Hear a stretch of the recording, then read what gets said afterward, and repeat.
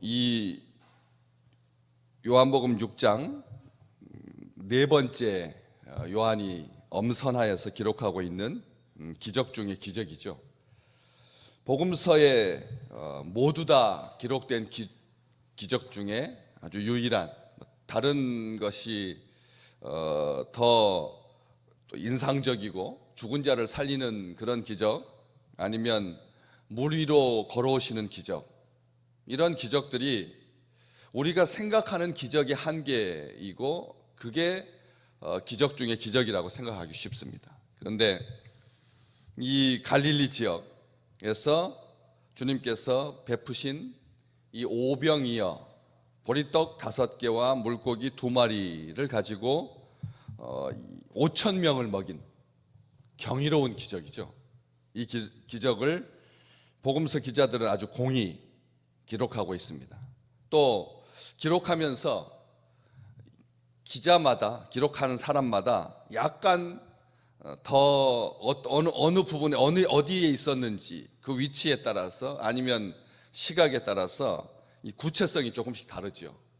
마가도 이 본문을 기록하면서 그때 오늘 본문 말씀에는 그냥 잔디, 10절 말씀에 보면 잔디가 많다 이렇게 기록되어 있는데, 마가는 아주 푸른 잔디, 이스라엘 지역에서 유월절과 관련하여서 봄이 시작되고 그 유월절 어간에 잔디가 아주 푸른 그런 때를 아주 정확하게 기록하고 있죠.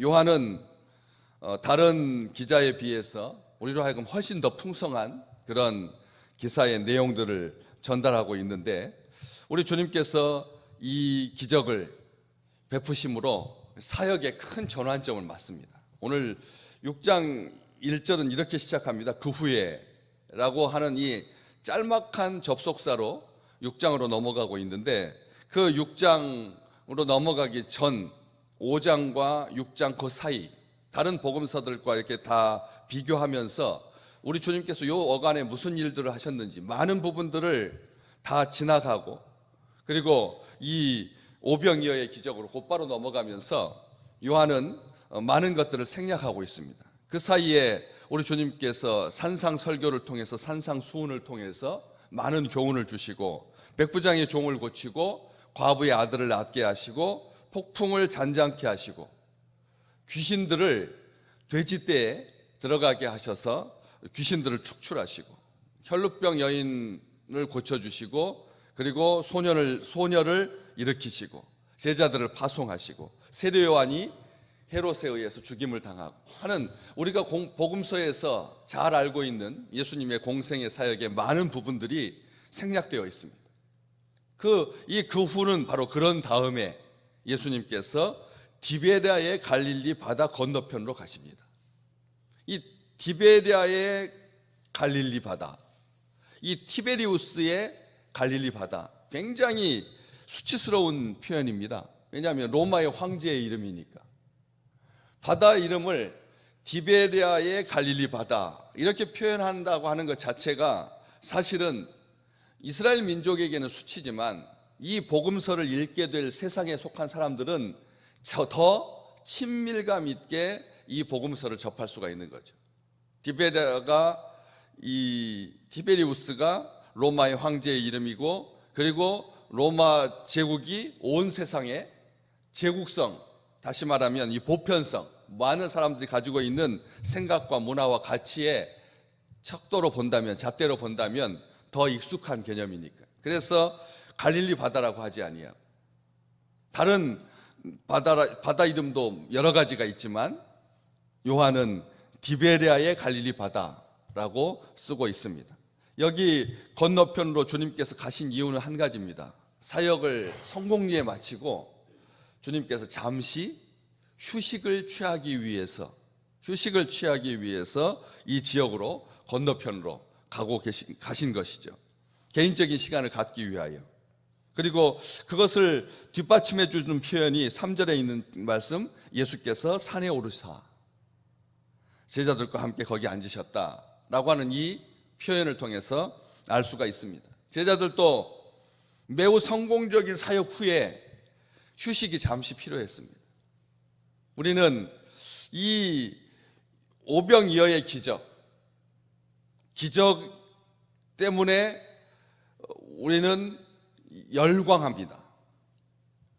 예수님께서 이 기적을 갈릴리 지역에서 행하셨다라고 하는 것이 우리로 하여금 시선을 끕니다. 왜냐하면 유대 지역에서는 이런 기적을 행하지 아니하고 주로 예언이 성취되고 율법을 가지고 사람들과 논쟁하고 신학적이고 이론적이고 세련된 그런 사역들이 기록되어 있다면, 이 갈릴리 지역에서는 생계와 관련된, 현실과 관련된 생계 밀착형 그런 기적이라고 하는 것을 알 수가 있는 것이죠. 요한복음 4장에서는 수가성에서 한 여인과 이야기를 나누는 과정 중에 생수에 대해서 이야기를 하십니다. 그런데 6장에서는 많이 굶주린 사람들과 그리고 그 가족들에게 생명의 떡을 제공하고 계시는 주님의 모습을 보여줍니다. 구약시대 때 만나의 이야기처럼 하나님께서 사람들을 먹이시고 입히신다는 아주 구체적인, 아주 1차원적인, 사람들이 공감하는 그런 기적을 통해서 주님의 백성들을 긍휼히 여기시는 그런 섬세한 마음들을 기록하고 있는 것이죠. 6월절에 이 일들이 행해졌다. 민족적 열망으로 가득한 축제의 시간에, 그 기간에 우리 주님께서 이 백성들에게 먹을 것을 공급하십니다. 우리는 민족주의적인 열망으로 가득했던, 독립의 의지가 막 불타오르는, 노예로부터 해방시켜 주시는, 인생에서 건져주시는, 구원하시는 그런 하나님의 축제의 미명하에 백성들의 한 끼 굶는 것은 간과하기 쉽습니다. 그런데 우리 주님은 그런 열망 뒤에 숨겨져 있는 백성들의 굶주림을 간과하지 않으셨다는 거죠. 다른 복음서 4군데를 다 같이 두고 이 오병이어를 볼 때, 이 기적을 볼 때 우리 주님께서 긍휼히 여기셨다라고 하는 말이 항상 뒤따릅니다. 주님께서 불쌍히 여기신다, 주님께서 긍휼히 여기신다, 우리에게 긍휼을 베푸신다.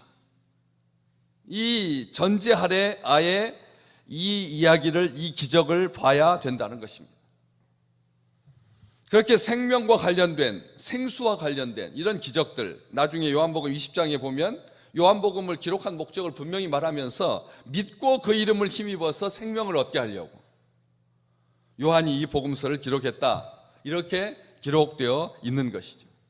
이런 기적, 구약시대 때 분명히 이런 기적의 흔적들이 있었습니다. 아시지 않습니까? 열왕기 하 4장에 기록되어 있는 엘리야가 보리떡 20개하고 야채 한 자루를 가지고 100여 명이 먹었던 역사적인 기록이 있습니다.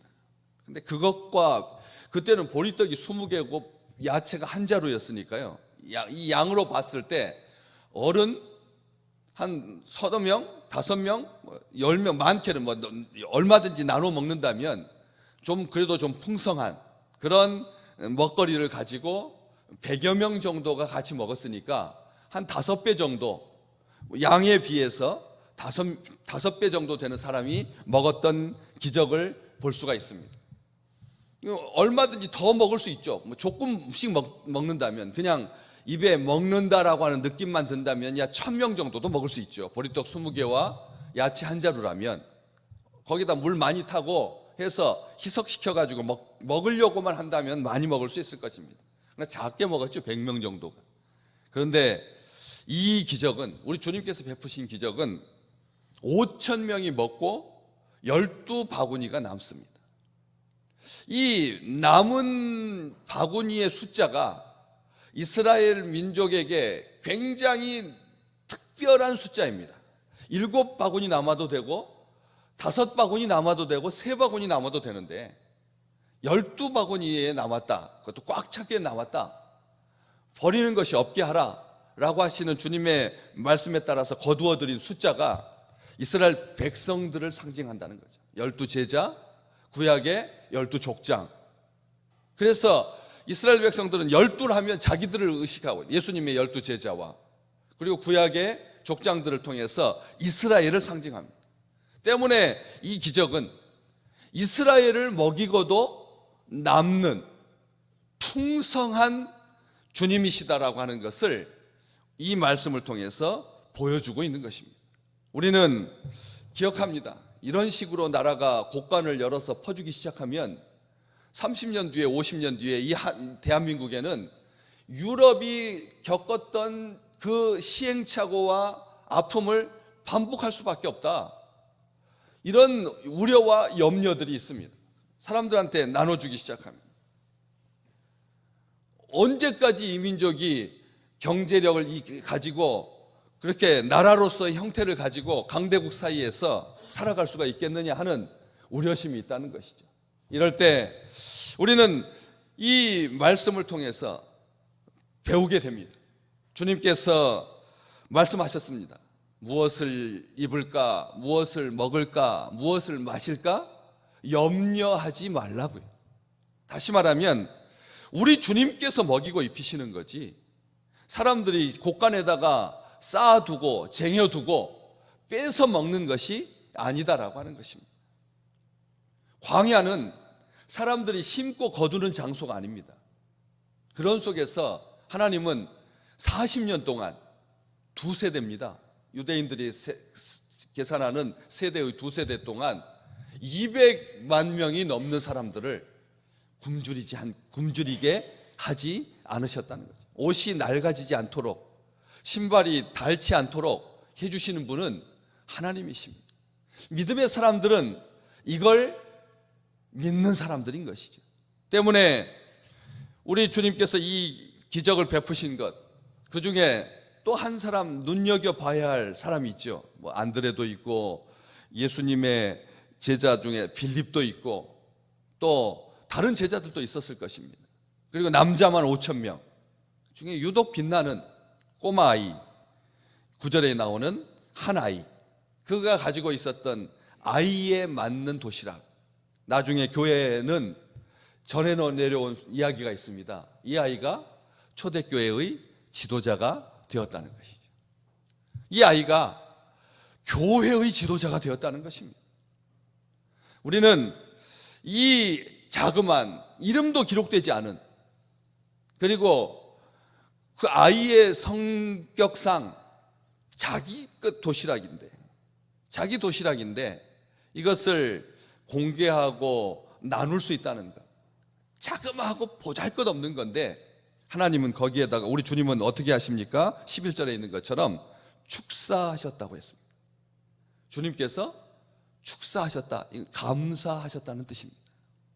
우리 주님은 우리의 보잘것없는, 우리가 생각하기에는 딴에는 굉장히 귀한 것을 주님께 드린 것 같지만 하나님의 입장에서 봤을 때 아무것도 아닌 것처럼 보잘것없는 99마리가 아니고 한 마리밖에 안 되는, 잃어버린, 침대 밑에 들어가서 어디에 있는지도 모르는, 살아계신 아버지한테 협박해가지고 재산을 빼돌려 가지고 나간 그런 아들 같은, 작고 보잘것없고 변변치 않은 이런 것에 우리 주님께서 감사하셨다는 것입니다. 오늘 우리는 한 주간을 보내면서 다시 한번 이 6장 1절에서부터 15절 말씀 앞에 섭니다. 우리는 얼마나 더 감사하는가? 우리는 얼마나 더 생명의 주님께서 하늘로부터 공급되는 영적인 양식에 우리의 관심이 있는가? 아니면 먹고 입고 사는 것이 관심이 있는가? 주님께서 주시는 이 놀라운 축복이 우리 믿음의 식구들에게 평생 함께 하시기를 진심으로 축복합니다. 우리의 필요뿐만 아니라 모든 것을 채우시고 그 아이가 자라서 교회의 지도자가 되고, 그래서 영원토록 주님의 몸된 교회에 이런 감사와 기쁨과 기적이 가득한 아름다운 교회가 되기를 소망합니다.